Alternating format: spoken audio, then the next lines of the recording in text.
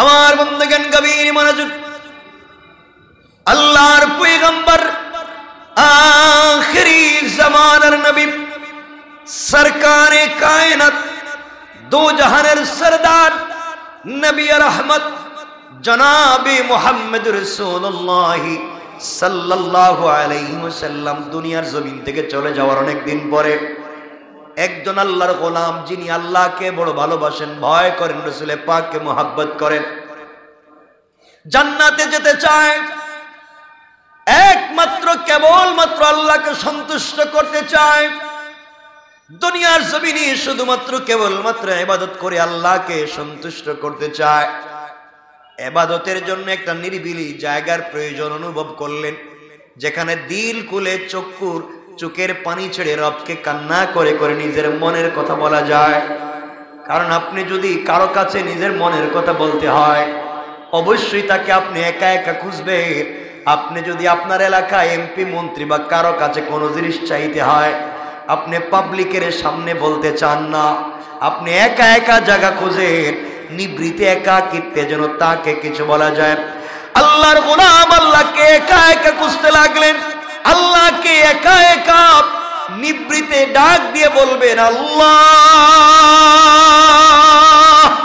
ভুল করেছি, অপরাধ হয়ে গিয়েছে, একমাত্র কেবলমাত্র তোমাকে চাই, জান্নাতে যেতে চাই, নিজেকে জাহান্নাম থেকে বাঁচাতে চাই।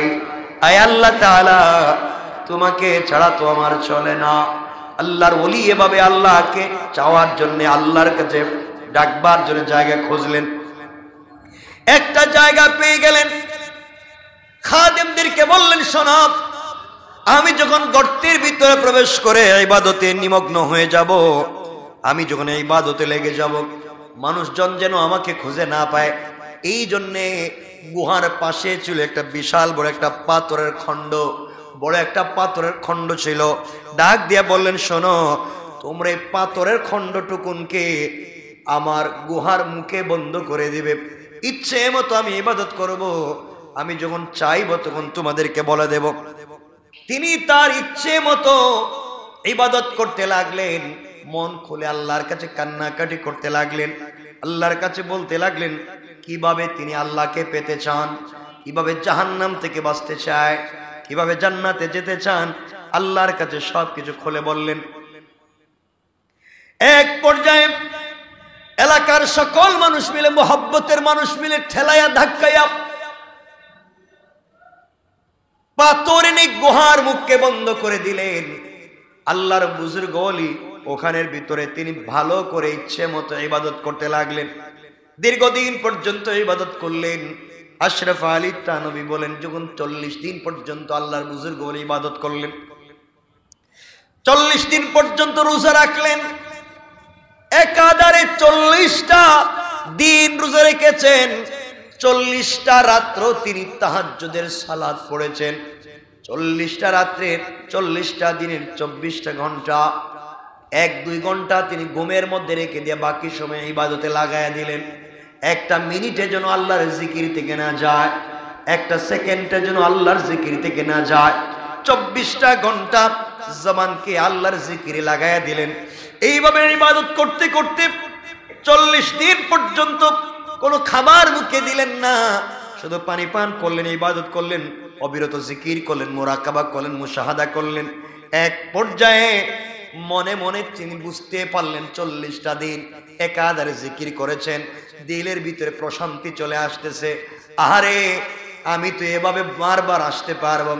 আল্লাহর কাছে তিনি চাইলেন, মন খুলে ইবাদত করলেন, কিন্তু যখন তার মনে হলো তার বের হয়ে যাওয়ার দরকার, গুহার মুখে এত বিশাল পাথর দিয়ে চাপা দেওয়া হয়েছে, এখন তিনি আওয়াজ করলেও বাহিরে তার আওয়াজ যায় না, বাহিরের কেউ তাকে শোনেও না, বাহিরের আওয়াজ কেউ তার শুনে না।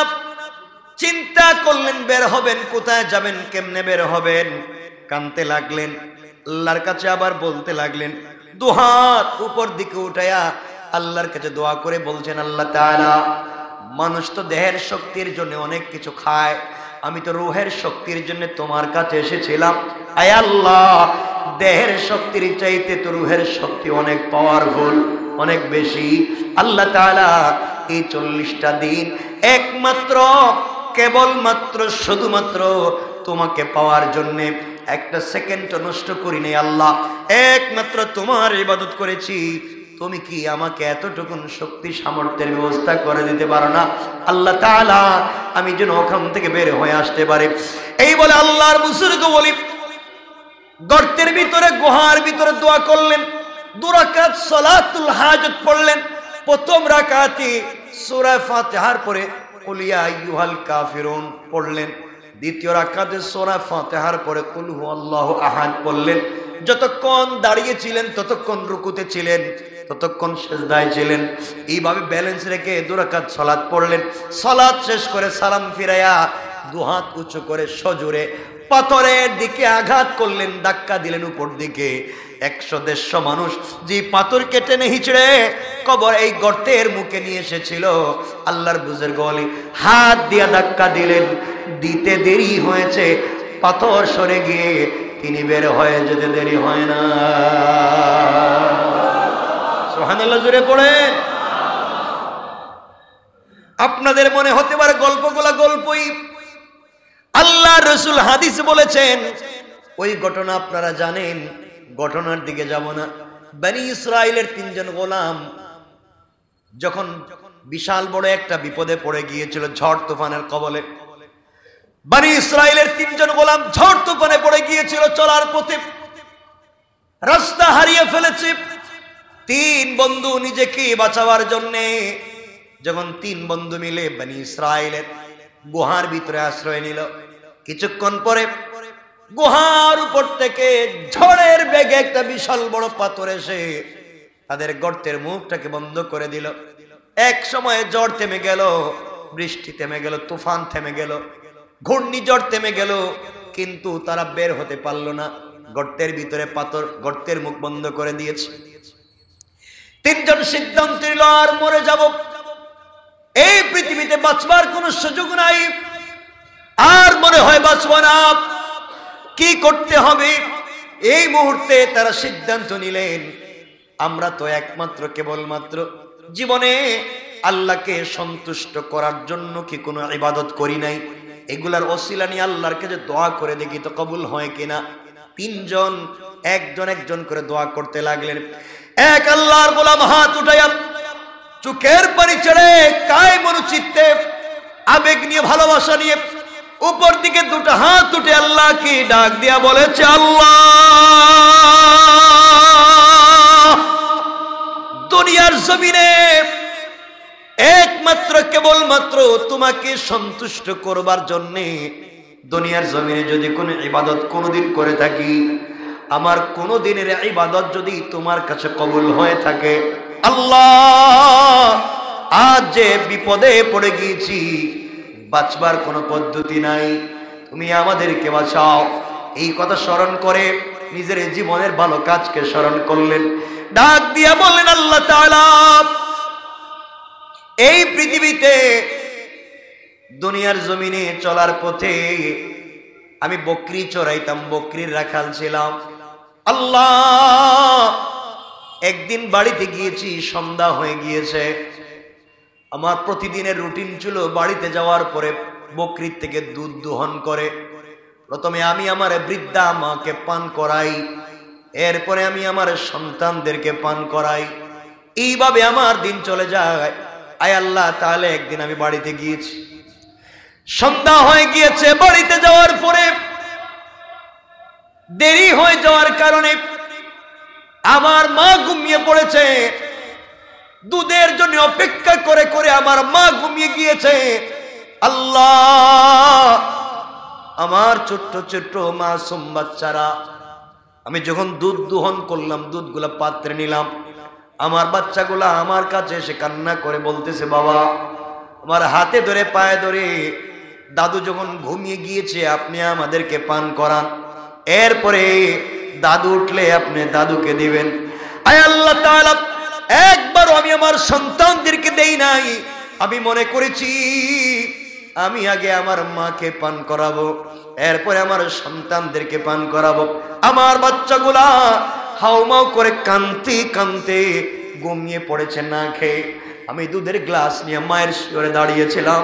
মা যখন ঘুম থেকে জাগ্রত হলেন, এরপরে আমি মাকে পান করালাম, এরপরে আমি আমার বাচ্চাদেরকে পান করালাম। আয় আল্লাহ, ওই দিনের কাজ যদি নির্ভেজাল একমাত্র কেবলমাত্র তোমাকে সন্তুষ্ট করবার জন্য হয়ে থাকে, আল্লাহ আপনি কি খুশি হবেন না? ওই কাজের ওসিলায় হলেও আপনি আমাদেরকে বাঁচাইয়া দেন। দিল কুলে চোখের পানি ছেড়ে ডাক দিয়ে বলেছে, বলতে দেরি হয়েছে, ওই পাথরের 3 ভাগের 1 ভাগ আপনা আপনি ভাবে গর্তের মুখ থেকে সরে যেতে 1 মিনিট দেরি হয় না। সুবহানাল্লাহ, জোরে বলেন। তাহলে বোঝা গেল রূহের শক্তি আছে নাই? বলেন নাই?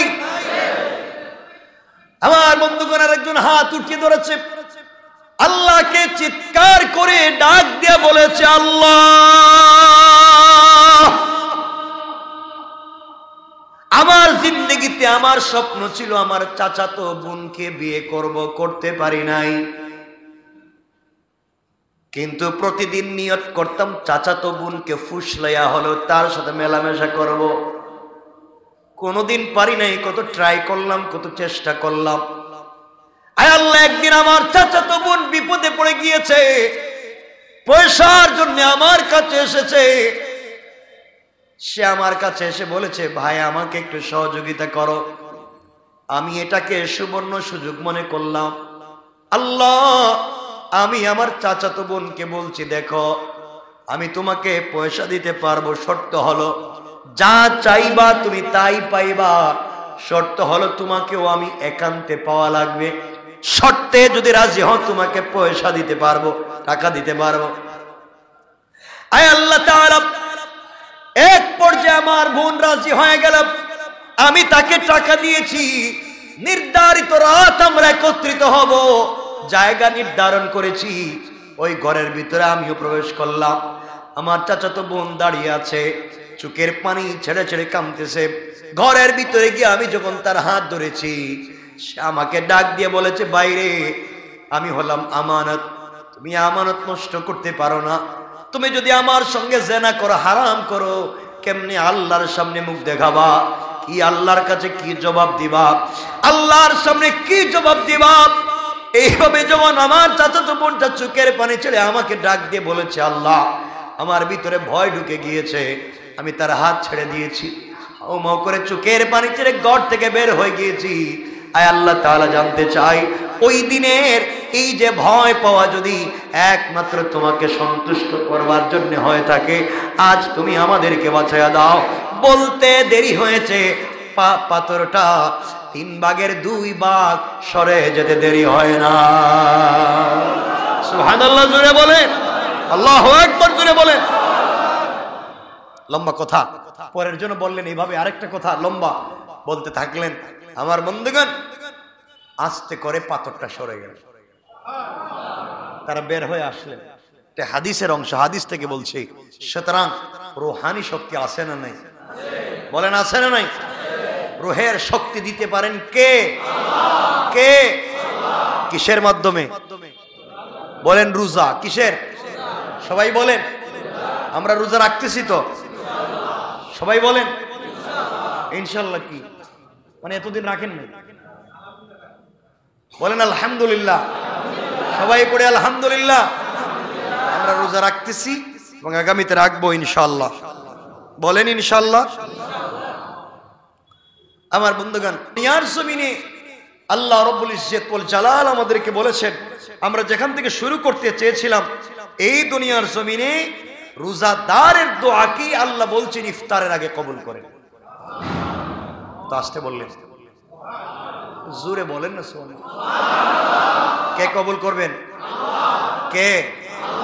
কেউ যদি রোজা রেখে আল্লাহর কাছে হাত উঠে আল্লাহ ফিরিয়ে দিবেন। আল্লাহ রাব্বুল ইজ্জত ওয়াল জালাল কোরআনে কারীমের 19 নম্বর পারা 25 নম্বর সূরা আল ফুরকানের 65 নম্বর আয়াত থেকে আল্লাহ বলছেন, ওয়াল্লাযীনা ইয়াকুলুনা রাব্বানা সরিফ আন্না আযাব জাহান্নাম ইন্না আযাবাহা কানা গারামা। আল্লাহ রাব্বুল ইজ্জত ওয়াল জালাল বলছেন, মুসলমানেরা রূহকে তোমরা শক্তিশালী করো। রূহ যদি পাওয়ারফুল হয়ে যায়, কিয়ামতের আগে মৃত্যুর আগে তোমরা যদি রূহকে শক্তিশালী করে হাত উঠে দোয়া করো, সাকারাতের আগে, গারগারা শুরু হয়ে যাওয়ার আগে, কবরে চলে যাওয়ার আগে, মালাকুল মউত আজরাইল পৌঁছে যাওয়ার আগে, সাদা কাপড়ে প্যাকেটিং হয়ে যাওয়ার আগে, যে গোলাম আমি আল্লাহর কাছে হাত উঠাইয়া তওবা করবে, তওবা করতে দেরি হবে। আল্লাহ বলছেন, বান্দারে তোমার দোয়াকে কবুল করে মাফ করে দিতে আমি আল্লাহর 1 মিনিটও দেরি হবে না। পড়েন সুবহানাল্লাহ। দোয়া কবুল করবেন কে? আল্লাহ। জোরে বলেন কে? আল্লাহ। আল্লাহ বলছেন তিনি রোজাদারের দোয়াকে কবুল করেন কয়ভাবে? 3 ভাবে। কয়ভাবে? আসতে বলবেন না, জোরে বলেন কয়ভাবে? আরো জোরে বলেন। রোজাদারের দোয়াকে আল্লাহ তাআলা কবুল করেন 3 ভাবে। আল্লাহ রাব্বুল ইজ্জত ওয়াল জালাল আত-তারগীব ওয়া তারহিব রাসূল পাক সাল্লাল্লাহু আলাইহি ওয়াসাল্লাম বলেছেন, ইন্না লিল্লাহি তাবারাকা ওয়া তাআলা উতাকাউ ফি কুল্লি ইয়াউমিন ওয়া লাইলাতিন ইয়ানি ফি রমাদানা ওয়া ইন্না লিকুল্লি মুসলিমিন ফি কুল্লি ইয়াউমিন ওয়া লাইলাতিন দাওয়াতুন মুস্তাজাবাতুন। রাসূল পাক সাল্লাল্লাহু আলাইহি ওয়াসাল্লাম বলেছেন, রমজানের প্রতিটি দিন এবং প্রতিটি রাতে আল্লাহ পাক জাহান্নাম থেকে জাহান্নামের কয়েদীদেরকে মুক্তি দিয়ে থাকেন। আরেকটা জোরে বলেন। যারা জাহান্নামের অনন্তকালের কয়েদী, যাদের আর মাফির সম্ভাবনা নাই, রাসূল পাক বলেছেন, আল্লাহ বলেছেন এমন কয়েদীদেরকেও প্রতিদিন এবং প্রতি রাত্রে আল্লাহ জাহান্নাম থেকে মুক্তি দিয়ে থাকেন। সুবহানাল্লাহ। আসতে বললেন। কাকে মাফ করেন?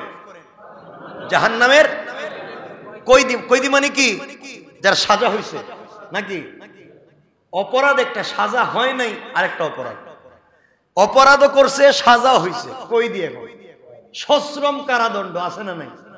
বিনাশ্রম কারাদণ্ড আছে না নাই? এটা কার? কয়েদির। আল্লাহ বলছেন এমন জাহান্নামের কয়েদিদেরকেও তিনি মাফ করেন। তো আসতে বললেন।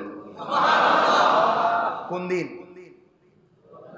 রমজানের প্রতিটি রাতে, রমজানের প্রতিটি দিনে তিনি জাহান্নামের কয়েদীদেরকে মাফ করে দেন।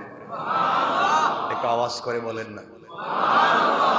এরপর রাসূল বলছেন, ওয়া ইন্না লিকুল্লি মুসলিমিন ফি কুল্লি ইয়াউমিন ওয়া লাইলাতিন দাওয়াতুন মুস্তাজাবাতুন। রাসূল বলছেন প্রত্যেক নারী এবং পুরুষ মুসলমানের প্রত্যেকটা রমজানের দিনে এবং রাত্রে একটা করে দোয়া কবুল হয়। প্রত্যেকটা দিন এবং প্রত্যেকটা রাত একজন মুসলিম নরনারীর দোয়াকে আল্লাহ কবুল করেন। তাইলে একটা রোজা রাখলে আমাদের দোয়া কবুল হওয়ার কথা কয়টা? রাতে একটা। 30 দিনে কয়টা দোয়া কবুল হইতো? কথা বলেন না। তাহলে আপনার আমার 60টা দোয়া কবুল হইলে আর রিকশা চালাইবার কথা ছিল? কথা কয় না। ভ্যান গাড়ি, চুরি, ডাকাতি এরপরে করে কেন? হ্যাঁ, কবুল হয় নাই। কি হয় নাই? কবুল হয় নাই। নিশ্চিত রমজানে আর কিছু হোক আর না হোক 60টা দোয়া কবুল না। সুবহানাল্লাহ। এটা বাদ দিয়ে দিন কেমন? প্রত্যেক দিনে একটা, প্রত্যেক রাতে একটা। কয়টা হইলো? তাহলে 30 দিনে কয়টা? ইফতারের সময় দোয়া কবুল করেন, সেহরির সময় দোয়া কবুল করেন, কয়টা হইলো? 60টা। ইফতারে একটা, সেহরিতে একটা। কয়টা হইছে? তা কয়টা হইছে এখন? 120। প্রত্যেক লাইলাতুল কদরের রাত তার জিন্দেগির সব দোয়া কবুল করে, সব গুনাহ মাফ করে। এই সবগুলো সুযোগ কোন মাসে? কথা বলেন। এখন কোন মাস? মাফির সম্ভাবনা আছে? বলেন আছে। এরপরে পাই না কেন? কারণ শয়তানরে শিকল দিয়া বানছে ঠিকই, কিন্তু আমরা তো আরো টাটকা শয়তান। কথা বলেন না কেন? রমজানেও তো আমরা খারাপ করতেছি। আল্লাহ হেফাজত করুক। বলেন আমিন। তাহলে এতটুকুন মনে রাখেন যে রমজানের দিনে এবং রাতে একজন বনি আদমের একটা করে দোয়া কবুল হবেই হবে ইনশাআল্লাহ, ইনশাআল্লাহ। আমার বন্ধুগণ, কথাগুলোকে সংক্ষেপ মনোযোগ দিয়ে শোনেন। এক নাম্বার, আল্লাহ রাসূল সাল্লাল্লাহু আলাইহি ওয়াসাল্লাম বললেন, বান্দা যে জিনিসটা চায় সে জিনিসটা সরাসরি আল্লাহ তাকে দিয়ে দেয়। তখন বান্দা মনে করে যে তার জন্য তার দোয়া কবুল হয়ে গিয়েছে, অর্থাৎ বান্দা আল্লাহর কাছে চাইছে, আল্লাহ আমার ছেলেটারে তুমি কানাডা পাঠাও, কানাডা পাঠাও, কানাডা পাঠাও। দেখা যায় রমজানে দোয়া কবুল হয়ে গিয়েছে, তার ছেলে কানাডা গিয়েছে। এখন চিন্তা করে আমার দোয়া কবুল হইছে। কথা বলেন নাকি? কথা বলেন। আল্লাহ আমার এইটা দাও, ওইটা দাও, যা চাইছে পেয়ে গেছে। বান্দা মনে করেছে আমার দোয়াকে কবুল করেছে। আল্লাহ বলেন, বান্দা যা চায় সরাসরি আমি তা দেই, এর মাধ্যমে আমি বান্দার দোয়াকে কবুল করে নেই। পড়েন সুবহানাল্লাহ। 2 নম্বর, আল্লাহ বলেন, বান্দা যে জিনিসটা চায় সেই জিনিসটা না দিয়ে অন্য একটা বড় জিনিস দিয়ে দেন, যার মধ্যে চাওয়া জিনিসটা অন্তর্ভুক্ত আছে, কিন্তু বান্দা বুঝতে পারে না যে তার দোয়া কবুল হয়েছে, কারণ তার জ্ঞান কম। আল্লাহর কাছে যা চাইছে তার চাইতে বেশি পাইছে, সেটা বুঝে না। কেমনে বুঝাতাম? এক লোক আপনাদের কাছে এসে বলছে, 1 মিনিটে শোনেন, এসে বলছে যে আমারে 10 টাকা দাও। কি দাও? বলেন না। কয় টাকা? আপনি বলেন 10 টাকা দিয়ে তুমি কি করবে? বলে আমার ঘরে ইফতার নাই, সেহরি নাই, আমার ঘরে কিচ্ছু নাই, বহুত কষ্ট করে আমি চলতেছি, 10 টাকা দেন, আমি 10 টাকার মুড়ি কিনে বাচ্চাদের খাওয়াবো। আপনি করলেন কি? কাগজ নিলেন, কাগজে নিয়ে লিখলেন, লিখে এখানে লিখে দিছেন যে দোকানের মালিক অমুক, আমি অমুক বলতেছি, একজন ছেলেকে দিয়ে একটা কাগজ তোমার দোকানে পাঠাইতেছি, এই ছেলেটার কাগজে যা লেখা তুমি তাকে তা দিয়ে দিও। ছেলেটা তো অশিক্ষিত, চাইছে কয় টাকা? আপনি তারা দিলেন কাগজ, সে কি করবে? কন্ত রাখবে না ফেলে দিবে? চাইলাম 10 টাকা, হ্যাঁ আমার দে কাগজ, কত বড় কৃপণ, ফালাই দিল। ছেলেটা যদি বুঝদার হয়, কাগজে যদি দেখবে লেখা আছে, যার কাছে 10 টাকা চাইলাম সে লিখে দিছে, এক দোকানের নাম বলে, এই কাগজটা নিয়ে দোকানে যাও, দোকানের মালিককে কাগজটা দিও, লিখে দিয়েছে দোকানের মালিক, এই ছেলেটাকে পুরা 1 মাসের সেহরি ইফতারে যা লাগবে সব খাবার দিবেন, তার বউ বাচ্চার কাপড় দিবেন, তার যা লাগে সব দিবেন। জোরে বলেন না সুবহানাল্লাহ। চাইছিল কয় টাকা? পাইছে কত? পুরো 1 মাসের খাবার। সুবহানাল্লাহ বললেন না? তাহলে বান্দা যে জিনিসটা চাইছে এই জিনিসের ভিতরে আসেনি, কথা বলেন না কেন? কিন্তু সরাসরি চাইছে 10 টাকা, 10 টাকা পায় নাই, এই জন্য বুঝতেছে না তার দোয়া কবুল হয়েছে কিনা, কিন্তু তার পাওয়া জিনিসটাও আছে, চাওয়া জিনিসও আছে, আল্লাহরও বেশি দিবেন। সুবহানাল্লাহ বলেন না? বান্দা আল্লাহর কাছে যা চায় আল্লাহ হয়তো বাড়াইয়া দেন, কিন্তু কৌশলে দেন, যে জিনিসটা চাইছে ওটা না দিয়ে অন্য জিনিসও দিতে পারেন।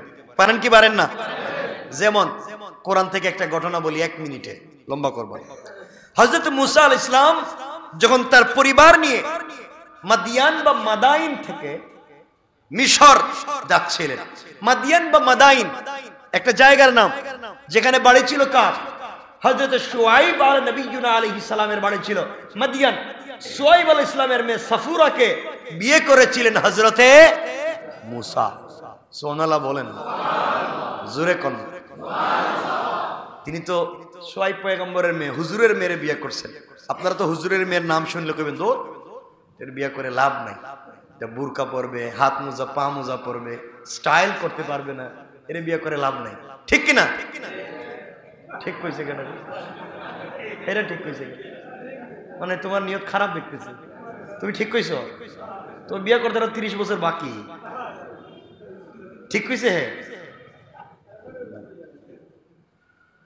হ্যাঁ, যারাই করেন একটা পর্দানশীল, স্মার্ট পর্দা, একটা স্মার্ট পর্দার মধ্যে একটা স্মার্টনেস আছে, এটার মধ্যে একটা সোসাইটি আছে, এটার মধ্যে একটা কোয়ালিটি আছে, এটার মধ্যে একটা মহব্বত আর ভালোবাসা আছে।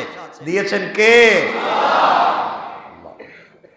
এই যে দাড়ি, এই দাড়ির মধ্যে দুটো জিনিস আছে, একটা হচ্ছে পুরুষত্ব, মানে এটার মধ্যে আছে পুরুষত্ব এবং বীরত্ব, এই দুই জিনিস দাড়িতে আছে।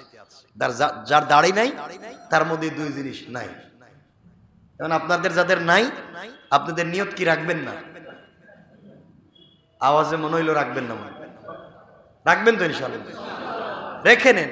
দাড়ি কাটেন কেন? কি সওয়াব, মানে কি লাভ হয় দাড়ি কাটতে? আমি দাড়ি রাখছি, খুব খারাপ লাগতেছে, খুব বাজে লাগতেছে, মানে কেউ বলতেছে না কিছু, মনে হচ্ছে বাজে লাগতেছে। বাজে লাগলে কি আর না লাগলে কি, রাখছি তো রাখছি। কে বলেছেন রাখতে? আমার কলিজার টুকরা প্রিয় হাবিব বলেছেন রাখতে। ভাল লাগলেও থাকবে, না লাগলেও থাকবে। এটার নামই হচ্ছে ঈমান, এটার নামই হচ্ছে ভালোবাসা। আল্লাহু আকবার। হযরত মুসা আলাইহিস সালাম থাকতেন কই? কথা বলেন না। ফেরাউনের বাড়িতে। মুসা আলাইহিস সালাম থাকতেন কই? ফেরাউনের বাড়িতে। আমরা ঘটনার দিকে যাচ্ছি না। ফেরাউনের বাড়িতে থাকলেন, বড় হইলেন। ফেরাউন কি জানতো উনি মুসা? কথা বলেন না। ফেরাউন স্বপ্নে দেখছিল বনি ইসরাইলে একটা বাচ্চার জন্ম হবে, যে জন্মের পরে তার সিংহাসন যাবে, হে বেইজ্জত হবে। এই জন্য ফেরাউন পুরো দেশে ঘোষণা করলো ওই ছেলেকে হত্যা করা লাগবে। এই জন্য পুরা দেশে ঘোষণা করে দিল যে ছেলে জন্ম নিলেই হত্যা। ছেলে জন্ম নিলে। এর আগে আইন করলো বার্থ কন্ট্রোল, জন্ম নিয়ন্ত্রণ আইন করল ফেরাউন। কিছুদিন যাওয়ার পরে বললো যদি ভুলে বাচ্চা জন্ম নেও ফেলে তাহলে হত্যা। এখন দেখলো এইভাবে কয়েক বছর যাইতে যাইতে এই দেশে কোনো ছেলে মানুষ নাই, কাজের জন্য খেদমতের জন্য মানুষ নাই। ঘোষণা করলো 1 বছরের ছেলেকে ছেড়ে দাও, 1 বছরের ছেলেকে মেরে ফেলো। কে বললো? যেই বছরের ছেলেদেরকে বাঁচিয়ে রাখবার কথা, এই বছর জন্ম নিলেন হযরতে মুসা আলাইহিস সালামের ভাই হযরতে হারুন। আর যেই বছরের বাচ্চাদেরকে মেরে ফেলবার কথা, এই বছর জন্ম নিলেন হযরতে মুসা। সুবহানাল্লাহ নাই? আরো জোরে। এই ঘটনা আপনারা জানেন, ঘটনা বললে আমাদের লম্বা হবে না, আমরা 1 মিনিটে শুনি। হযরতে মুসা আলাইহিস সালাম জন্ম নেওয়ার পরে মা চিন্তা করলেন এই ছেলে যে জন্ম নিল, তখন যদি জানতে পারে ফেরাউন আমার ছেলেকে মেরে ফেলবে, খুব টেনশন করতেছে, খুব টেনশন করতেছে। হঠাৎ করে একদিন ঘুমাইছেন, ঘুমের ঘরে স্বপ্নে দেখেন কে যেন বলতেছে, মুসার মা, যদি কোনোদিন তোমার বাড়িতে ফেরাউন বা ফেরাউনের দল বাচ্চাদেরকে হত্যা করবার জন্য আসে, তাহলে তোমার বাচ্চাকে কুল থেকে চুলার আগুনে ফেলে দিও। কিসের আগুনে? চুলার আগুনে জ্বালাইতে পারে? কয় না কিছু। চুলার আগুনে জ্বালায় না, আগুনের কাজ জ্বালানো। কি? সবাই বলেন। মুসার মা যখন স্বপ্ন দেখলেন, তিনি বললেন কই কি, আমার কলিজার টুকরা ছেলে আগুনে ফেলে দেব, বিষয় কি? পরের দিন আবার স্বপ্ন দেখলেন, পরের দিন আবার স্বপ্ন দেখলেন। তিনি বললেন আমার বাচ্চারা যে আগুনে ফেলে দিব, আমার বাচ্চাকে বাঁচাবে কে? আওয়াজ দিলেন, বাঁচাবো আমি। এই আওয়াজে বললে হবে না, আরো জোরে। আমার মুসলমান বন্ধুগণ, গভীর মনোযোগ। এক পর্যায়ে মুসার মা দেখেন সকালবেলা ফেরাউনের বাহিনী বাড়িতে বাড়িতে ঘরে ঘরে বাচ্চাদেরকে খুঁজতে লাগলো। আস্তে আস্তে মুসার মা দেখেন তার বাড়িতে ঢুকে গিয়েছে, খুঁজতে লাগলো এই বাড়িতে কোনো বাচ্চা আছে কিনা। মুসার মার মনে পড়ে গিয়েছে আমার চোখের সামনে আমার বাচ্চাকে টুকরা টুকরা করে দেবে, এর চাইতে স্বপ্নে দেখলাম বাচ্চাকে আগুনের ভিতরে ফেলে দেওয়ার জন্যে। জানি না, হয়তো কেউ না কেউ বাঁচাইয়া দিতে পারে। আল্লাহর উপরে ভরসা করে চুলার ভিতরে দাও দাও করে আগুন জ্বালাইয়া নিজের কলেজার টুকরা সন্তানকে আগুনের ভিতরে ফেলে দিয়েছেন। আগুন মানুষকে জ্বালায়, এটা সত্য। আগুন জ্বালিয়ে ছাই করে দেয়, এটা সত্য। আর আল্লাহর উপরে তার বিশ্বাস ছিল, এটাও সত্য। কথা বলেন না কেন? আল্লাহর উপরে বিশ্বাসের শক্তি বেশি না আগুনের শক্তি বেশি? কথা বলেন, বিশ্বাসের শক্তি বেশি না কম? বলেন কম না বেশি? ফেলে দিন। আমার বন্ধুগণ, আগুনে ফেলে দেওয়ার পরে ফেরাউনের বাহিনী বাড়ির ভিতরে ঢুকে গিয়েছে। বাচ্চা খুঁজতে লাগলো, খুঁজে খুঁজে পায় না, ঘরের কোনো জায়গায় পায় না। ডাক দিয়া বলছে, চুলার ভিতরে কি আগুন জ্বলে? তিনি বলছেন, তোমরা খুঁজে দেখো আমার ঘরে কিছু আছে কিনা, আমি তো বললাম তোমরা খোঁজো। পুরা ঘর তারা খুঁজতে লাগলো, কোনো বাচ্চাকে পাওয়া যায় কিনা। মুসার মা মুসাকে আগুনে ফেলে দিলেন। তারা আর চুলার দিকে যায় নাই, কারণ চুলার ভিতরে দাউ দাউ করে আগুন জ্বলে, এখানে তো কেউ কোনো বাচ্চাকে ফেলে দিতে পারে না। সবাই যখন চলে গিয়েছে, মুসার মা আস্তে আস্তে করে আগুনের কাছে যাচ্ছেন আর কাঁদতেছেন আর বলতেছেন, আল্লাহ, আমার বাচ্চা হয়তো জ্বলে পুড়ে ছাই হয়ে গিয়েছে। আগুনের কাছে গিয়ে দেখেন হযরতে মুসা চুলার ভিতরে দাউ দাউ করা প্রজ্বলিত আগুনের মধ্যখানে বসে বসে জান্নাতের আপেল বা সেব ফল খায়। আল্লাহু আকবার। বাঁচাইয়া দিয়েছেন কে?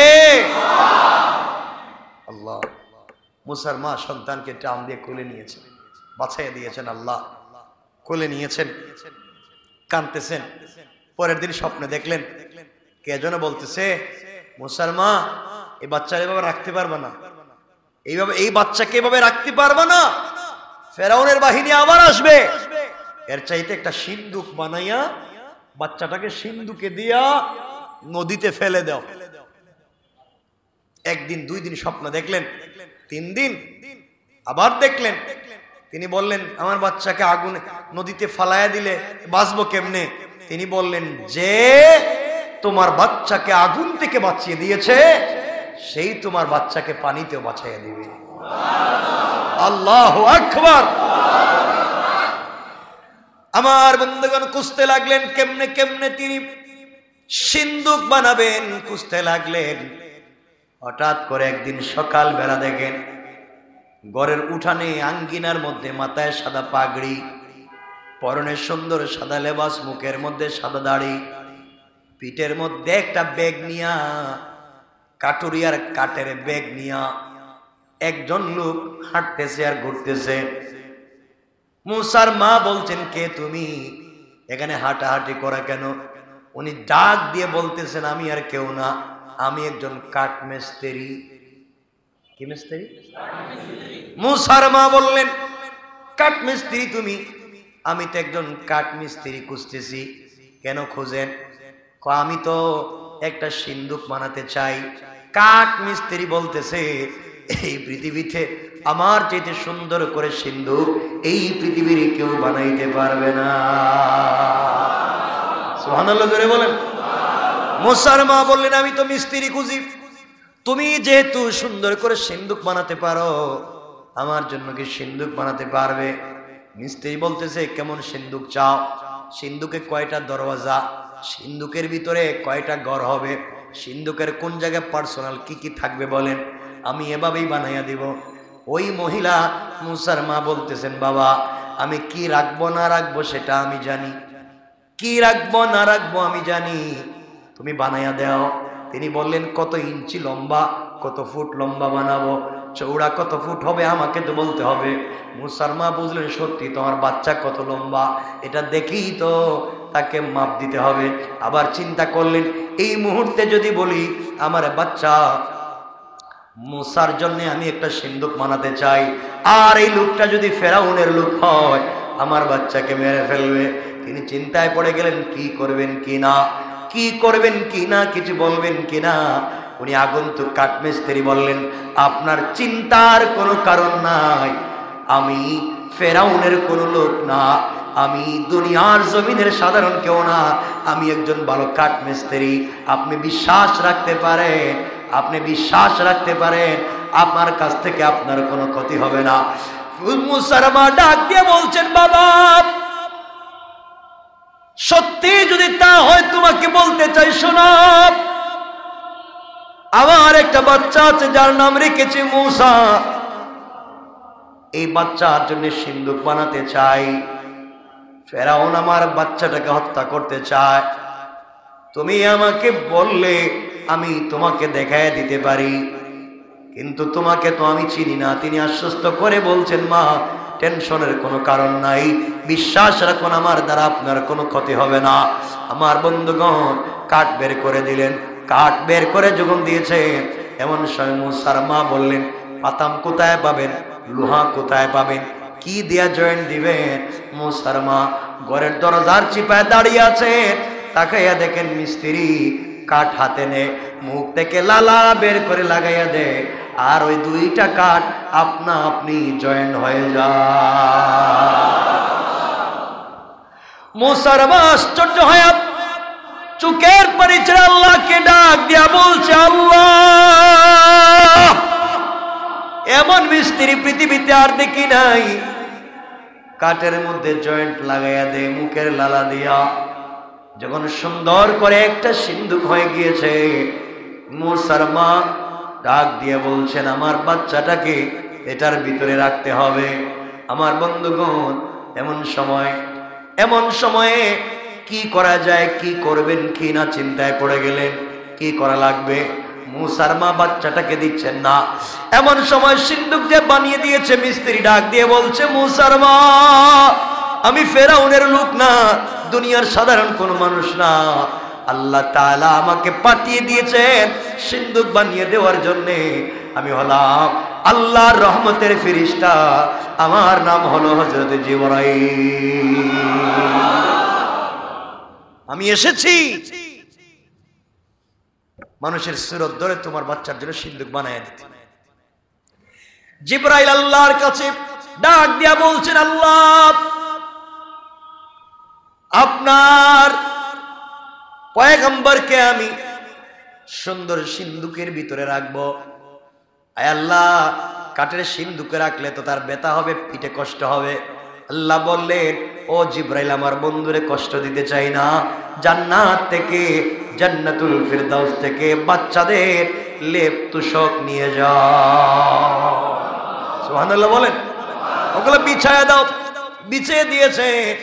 আল্লাহ বলছে, ও জিবরাইল, উনি আমার পয়গম্বর হবে, তুমি আমার পয়গম্বরকে কুলে নিবা, হাতকে শক্ত করতে পারবা না, হাত নরম করে কুলে নিবা। আল্লাহর কাছে বলছেন, আল্লাহ, তুমি আমাকে মন ভালোবাসা পূর্ণ হাত দাও, মূসা আমার হাতে নিলেই যেন ঘুমিয়ে পড়ে যায়। সুবহানাল্লাহ বলে। লম্বা হয়ে যেতেছে।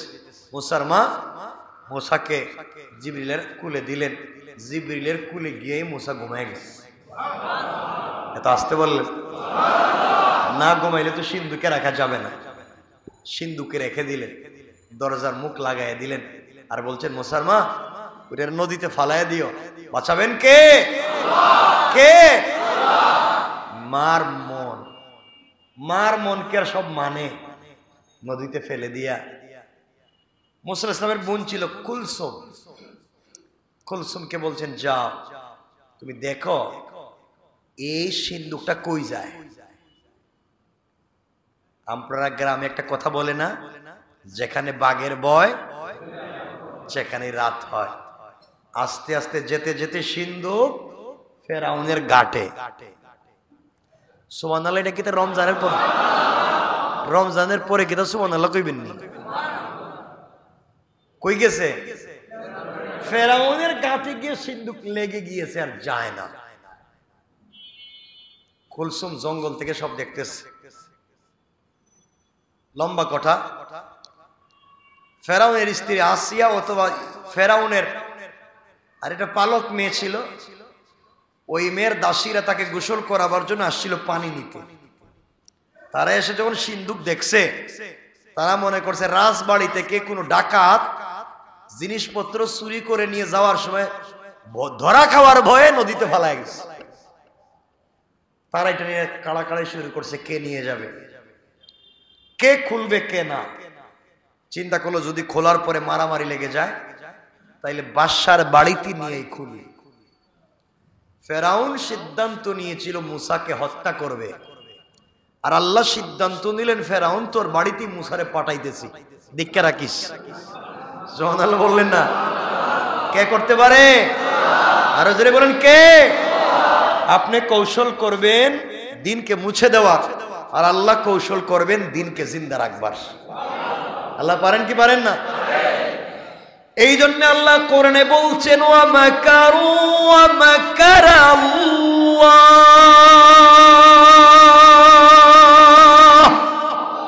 ওয়াল্লাহু খায়রুল মাকিরিন।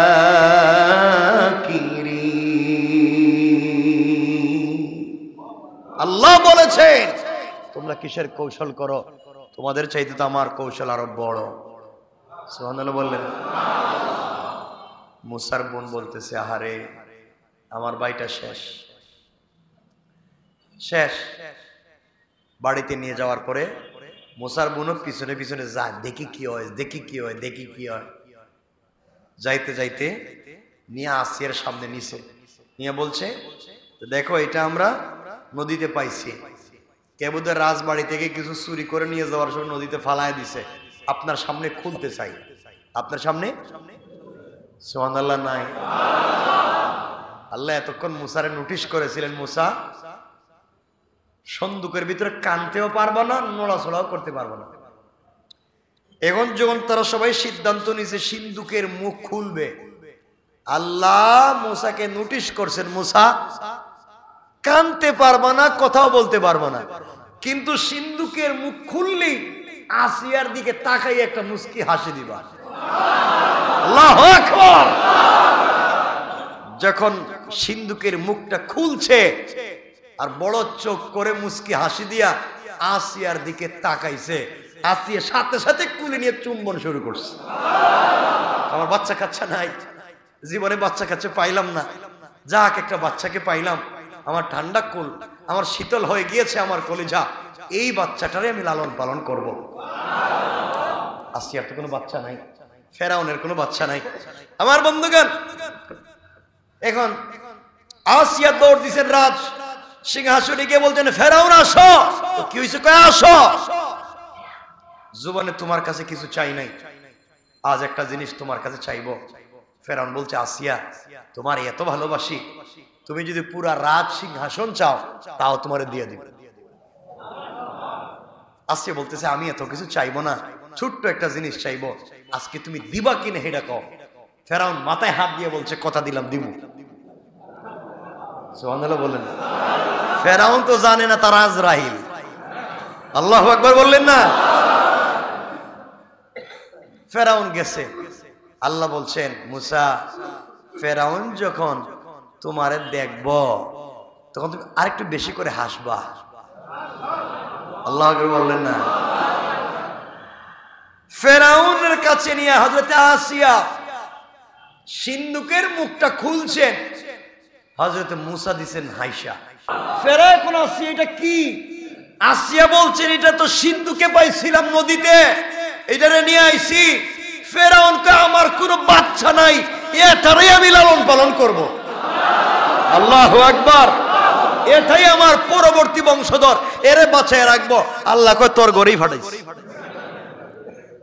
তুই এরে মারতে চাইছস, এরে তোর গড়েই রাখতেছি। ফেরাউন কাসিয়া বাচ্চাটার চেহারা সুরত তো খারাপ না, মারাত্মক সুন্দর, কিন্তু আমার ভয় হইতেছে এটা কি হেডে নাকি। কারণ যার ভিতরে ভয় জঙ্গলে গেলেও পুলিশের ভয় থাকে, ঠিক কিনা? পাতা লতা যদি বেঙ্গে নাড়া দেখো পুলিশ, কথা কোন ঠিক নেই। ফেরাউন কো মনো তোমার কি মাথা খারাপ হয়েছে? আমি আনলাম পানি থেকে। আর সিন্ধুক এটা কি আমাদের দেশের কোন মিস্ত্রি বানানো সিন্ধুক? আমাদের দেশের মিস্ত্রিরা কি এভাবে সিন্ধুক বানায়? সিন্ধুকে দেখেন না কোনো লোহা দেখা যাচ্ছে না?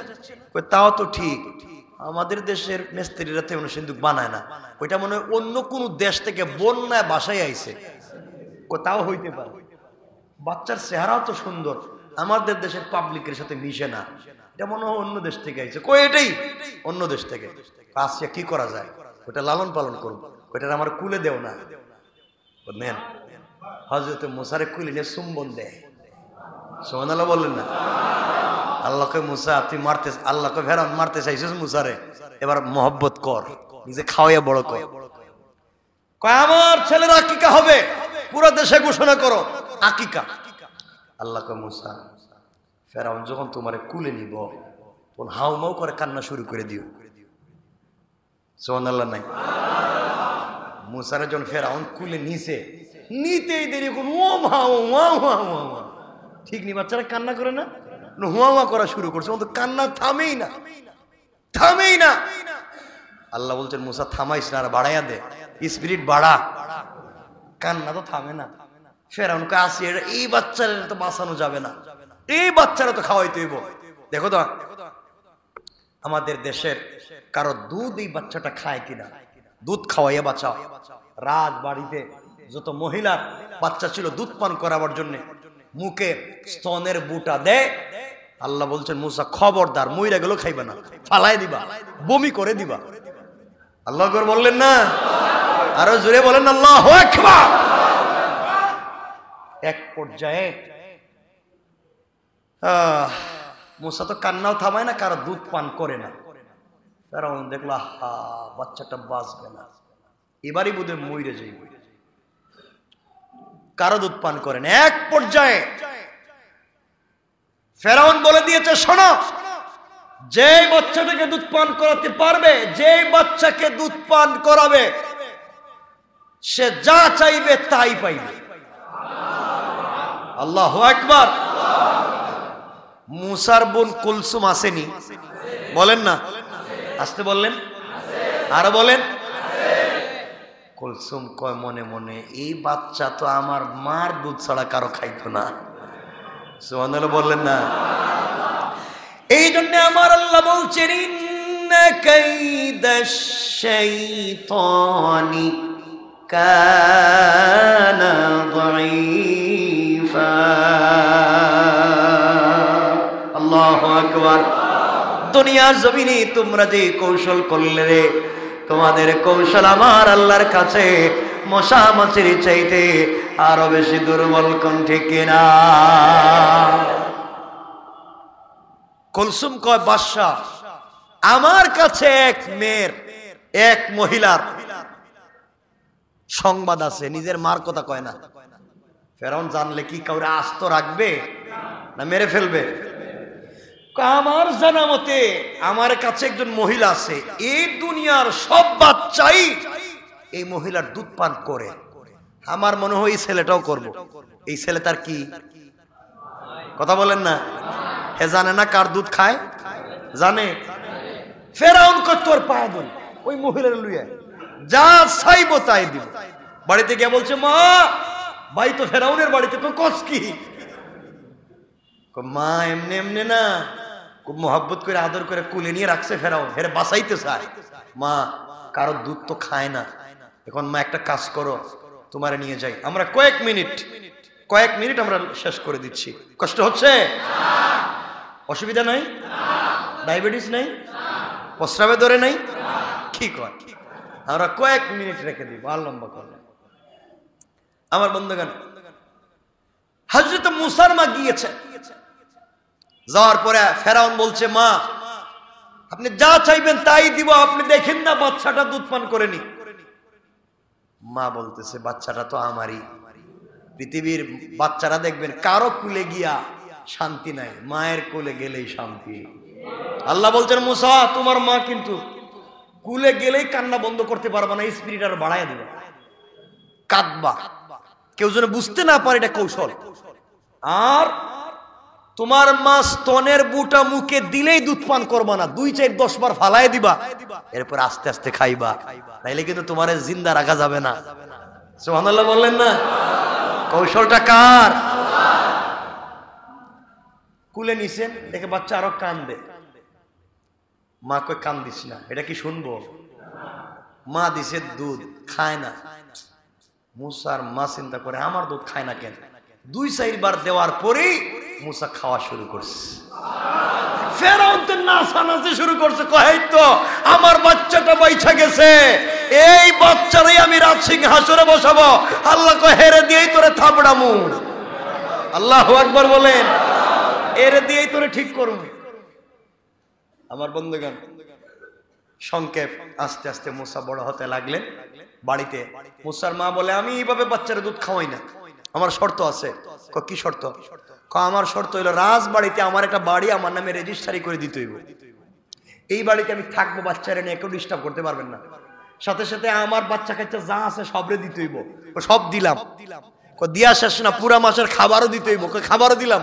খাবার দিলে হইব না, কর্মচারী দিতে হইব। আরো দিলাম। এরপরে বাচ্চাটারে বাসা। আল্লাহ কয় তুই একজনকে মারতে চাইছিস, তখন পুরা পরিবারের খাবার। সুবহানাল্লাহ বলেন না। কৌশলটা কার? আল্লাহ তো এভাবেই করে। সংক্ষেপ। আমার বন্ধুগণ, মুসা আলাইহিস সালাম বড় হয়ে গেলেন। এক কথা সংক্ষেপ, এতটুকুন বড় হয়ে গেলেন। ফেরাউন মুসা আলাইহিস সালামকে একদিন কুলে নিছে আদর করবার জন্য। একটু কুলে নিছে, কে হাঁটতে পারে। কি নিছে? আমার ছেলে। কার ছেলে? আমার ছেলে। ফেরাউন বলতেছে আমার ছেলে, আমার পরবর্তী বংশধর। কুলে নিছে। মুসা আলাইহিস সালাম বাম হাত, ডাইন হাত দিয়ে না, বাম হাত গুড়াইয়া দিছে এক থাবড়া। ফেরাউন থাবড়া খাইয়া উল্টা পাল্টা হইয়া দুই সাইড হাত দূরে গিয়ে পড়ছে। কয় আসিয়া, এটাই তো নেই, এই থাপ্পড় মারলো। আজকে আপনার মাথা খারাপ হয়েছে? এটা ছোট বাচ্চা, এটা ছোট বাচ্চা, এটার আপনি কি বলেন? আসিয়া, বাচ্চাটা তো ছোট ঠিক আছে, কিন্তু থাপ্পড়টা তো মারাত্মক। আমার চোখ শুদ্ধ অন্ধ করে গেছে। ফেরাউন কয় না, এর পরীক্ষা করা লাগবে। কেমনে পরীক্ষা করবেন? দেখবো বাচ্চাটা কিসে ধরে। এই বলে লম্বা ইতিহাস। এক জায়গায় রাখছে আগুন জ্বালাইয়া, আর এক জায়গায় খেজুর খুরমা অথবা কোন জায়গায় আছে স্বর্ণ। বাচ্চাটা কোন দিকে যায়? মুসা আলাইহিস সালামের হাত খেজুর খুরমা অথবা স্বর্ণের দিকে যাইতেছে, আগুনের দিকে যাইতেছে না। আল্লাহ বললেন জিবরাইল, যদি মুসা স্বর্ণ বা খুরমা খেজুরে হাত দেয়, তাহলে তো ফেরাউন মাইরা ফেলাইবে। এর হাতটা নিয়ে আগুনে ঢুকায় দেয়। জিবরাইল আগুনে হাত দিছেন, আঙ্গুলটা লাগছে, জিব্বায় দিছেন, জিব্বাটা পুড়ে গেছে। তুতলে এক কথা বলতেন মুসা আলাইহিস সালাম। তুতলে হযরতে আসিয়া মুসাকে কুলে নিয়ে ফেরাউনকে দিছেন আবার থাপ্পড়। জাননি আপনি একটা বাচ্চারে মাইরে ফেলাই দিবেন, বাচ্চা আগুন চিনে না, হাত পা ফুড়াই দিবেন। আসিয়া, এটা তো ঠিকই দেখলাম, বাচ্চাটা তো আসলে বাচ্চাই, এটা আগুন চিনে না। থাপ্পড় তো মনে হয় 90 মন ওজনের। থাপ্পড়টা তো বলতে পারতেছি না। চিন্তা করতেছেন কেমন থাপ্পড়া দিছে আমার বন্ধুগণ। এক পর্যায়ে মুসা আলাইহিস সালাম, আজকে আর বলতাম না, লম্বা হয়ে যেতেছে। মুসা আলাইহিস সালাম এক পর্যায়ে বড় হইলেন। ফেরাউনের এক বাবুর্চি ছিল, মুসা আলাইহিস সালামের বংশের এক ছেলের সঙ্গে রাস্তায় মারামারি করতেছে। মুসা আলাইহিস সালাম দেখলেন, দেখা তিনিও হাত বুড়ে দিছে থাপড়া। মুসা এরেও দিছে থাপ্পড়ে, ও মরে গেছে। তখন চিন্তা করেন এই লোকের থাপড়ার মধ্যে কি ধরনের স্পিরিট, থাপ্পড়ে ঠেলে মানুষ মরে যায়। মুসা আলাইহিস সালাম যখন দেখলেন বাবুর্চি মরছে, মুসা বুঝলেন আমার আর ফেরাউন বাঁচিয়ে রাখবে না, এলাকা ছেড়ে দিলেন। যাইতে যাইতে গেলেন মাদিয়ান বা মাদাইন, এই যে শুআয়ব পয়গম্বরের এলাকা। যাওয়ার পরে বিকালবেলা গিয়া গাছের গুড়ায় বসে রয়েছেন, কেউ তো তারা চিনে না। শুআয়ব আলাইহিস সালামের মেয়ে সাফুরা এবং তার বোনরা মিলে তারা বকরি রাখালি করতেন, উট চড়াইতেন। তারা গিয়েছিলেন উটকে পানি পান করাবার জন্য কূপে। গিয়ে দেখেন কূপের মুখ কে বন্ধ করে রেখে দিয়েছে। দুই বোন টানতেছেন, উঠে না। মুসা আলাইহিস সালাম দেখলেন, তিনি তাদের কষ্ট দেখে হাত দিয়ে টান দিছেন, মুখটা উঠে গেছে। শক্তি দিছে কে? দুই বোন আচ্ছা মতো পানি পান করাইয়া বাড়িতে চলে যাচ্ছে। মুসা গাছের গোড়ায় বসে রয়েছে। বাড়িতে যাওয়ার পরে শুআয়ব আলাইহিস সালাম জিজ্ঞেস করলেন তোমাদের দেরি হলো কেন? তারা পুরো ঘটনা খুলে বললেন। বলছেন বাবা যেই ছেলেটা আমাদেরকে সহযোগিতা করছে ও গাছের নিচে। বললেন যাও নিয়ে আস। হযরত মুসা ইসলামকে নিয়ে গেলেন। যাওয়ার পরে শোয়েব ইসলাম বললেন আমার ঘরে থাকতে হলে কর্মচারী হতে হবে। ছেলেটার চরিত্র দেখে মুগ্ধ হয়ে গেলেন। তিনি বললেন তোমাকে আমার বড় মেয়েটার বিয়ে দিতে চাই। বিয়ে করতে হলে শর্ত হলে আমার বাড়িতে খাস করতে হইব, গরু রাখতে হইব, ছাগল রাখতে হইব। তিনি বলেন ঠিক আছে, থাকার তো জায়গা পাইলাম, ফেরাউন থেকে তো বাঁচলাম। মনে মনে কর কিছুদিন বসবাস করলেন। শুআয়ব পয়গম্বর সাফুরাকে বিয়ে করলেন, বাচ্চা কাচ্চা হইল। একদিন সিদ্ধান্ত নিলেন আর কত শ্বশুর বাড়িতে ঘর জামাই। কি জামাই? এখানে কেউ আসেনি ঘর জামাই? আসেনি? নাই। ঘর জামাই থাকলেন, আর কতদিন থাকতাম, বাড়িতে যাই। একদিন বাড়িতে যেতে শুরু করলেন। যেতে যেতে অনেক দূর যাওয়ার পর রাস্তায় তীব্র শীত এবং কুয়াশা, অন্ধকার ছিল। স্ত্রী ছিলেন প্রেগনেন্ট, গর্ভবতী। রাস্তায় গিয়ে প্রসব বেদনা শুরু হয়েছে, কিন্তু আগুন নাই, অন্ধকার। মুসা ইসলাম বাচ্চাদেরকে একটা গাছের গোড়ায় বসে বলেন বাবারা তোমাদের মায়ের সাথে এখানে থাকো। এই যে দূরে আগুন, অল্প অল্প আগুন দেখা যায়, ওখানে গেলে তোমাদের জন্য কিছু আগুন নিয়ে আসতে পারবো, অথবা আমরা রাস্তা পাবো কোন দিকে যাওয়া যায়। হযরতে মুসা আলাইহিস সালাতু ওয়াস সালাম আস্তে আস্তে করে কাছে পৌঁছে গেলেন।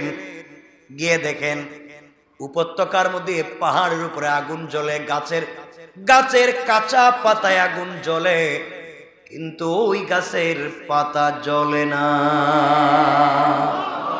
সুবহানাল্লাহ বলেন। ওই জায়গায় পৌঁছে যাওয়ার পরে কোরআনে কারীমের 20 নম্বর সূরা, সূরা তাহার 11 থেকে 14 নম্বর আয়াতে আল্লাহ বললেন মুসা পৌঁছে গেলেন। মুসা পৌঁছে যাওয়ার পরে আওয়াজ হলো, কে যেন ডাক দিয়ে বলেছে ফালাম্মা আতাহা নুদিয়া ইয়া মুসা ইন্নী আনা রাব্বুক ফাখলা'না আলাইকা ইন্নাকা বিল ওয়াদিল মুকদ্দাসি তুওয়া ওয়া আনা اخترتك فاستمع لما يوحى إنني أنا الله لا إله إلا أنا فاعبدني وأقم الصلاة لذكري الله أكبر। মুসা আলাইহিস সালাম আগুনের কাছে পৌঁছে গেলেন। কেন গেছেন? কি আনতে গেছেন? কি আনতে? সবাই বলেন। আগুনের কাছে পৌঁছে গিয়েছেন। আগুনের কাছে যাওয়ার পরে তিনি শুনেন কে যেন ডাক দিয়া বলছে, হে মুসা আমি তোমার রব, জুতা খুলে তুমি এখানে উঠো, এটা পবিত্র উপত্যকা, এখানে আগুন জ্বলে না, যা তোমার চোখে দেখা যায় এটা হলো আল্লাহর নূরের তাজাল্লি। ও মুসা থামো, জুতা খুলে আসো। মুসা আলাইহিস সালাম এখানে গেলেন। আমি তোমাকে মনোনীত করেছি, ওয়াহি দিব, তুমি নবী এবং রাসূল। মুসা আলাইহিস সালাম গেলেন কি আনতে? কে আনতে? আল্লাহ দিলেন কি? নবুয়ত। চাইছেন আগুন, পাইছেন ছোট দিছে না বড় দিছে? আগুনের জন্য গেছিলেন, আগুন তো পান নাই। আল্লাহ বলেন তোমাকে দিলাম 2টা মুআজিজা। কয়টা মুআজিজা? কয়টা? হাতে কি মুসার, এটা তো বলবো না। একটা মুআজিজা হলো বগল তলায় হাত নিয়ে বাইর করলে হাত 10 ব্যাটারি লাইটের মতো আলোকিত হয়ে যায়। যাও তোমাকে দিলাম মুআজিজা। হযরত মুসা আলাইহিস সালাম মুআজিজা পাইলেন। আমার বন্ধুগণ, গেছিলেন চুলার আগুন আনতে, আল্লাহ দিলেন মুআজিজা। চাইছিলেন ছোট, দিছেন। তাইলে বান্দার দোয়া এভাবেই কবুল হয়, যে জিনিস চাইছেন ওইটা না দিয়ে আল্লাহ বড় একটা জিনিস দিয়ে দিতে পারে, আর চাওয়া জিনিসটা তার ভিতরে থাকতে পারে। 3 নাম্বার, যেইভাবে দোয়া কবুল হয়, যে জিনিসটা চাওয়া সেই জিনিসটাও সরাসরি দেয় না, আবার কোনো জিনিসও দেয় না, আবার এমন জিনিসও দেয় না যার মধ্যেই জিনিস আছে। অর্থাৎ বড় দেয় না, ছোট দেয় না, যা চাই তাও দেয় না, বড় জিনিসও দেয় না। অর্থাৎ এই দোয়াটাকে আল্লাহ তাআলা রেখে দেন, পরকালে বড় করতে করতে বান্দার সামনে হাজির করে দেন। রোজাদারের দোয়া কবুল হয় কয়ভাবে বলেন? কয়ভাবে? এক, যেই জিনিস চাই ওই জিনিস দিয়ে দিবেন। দুই, যেই জিনিস চাই ওই জিনিস না দিয়া বড় একটা জিনিস দিবেন, ওইটার ভিতরে আছে। 3 নাম্বার, যেই জিনিস চাইলাম ওটাও দিল না, বড় জিনিসও দিল না, দোয়া আল্লাহ কবুল করে রেখে দিলেন রিজার্ভ করে কিয়ামতের দিন বান্দাকে দেওয়ার জন্য। পড়েন সুবহানাল্লাহ। আল্লাহ আমাদের সবাইকে কবুল করুক, আল্লাহুম্মা আমিন।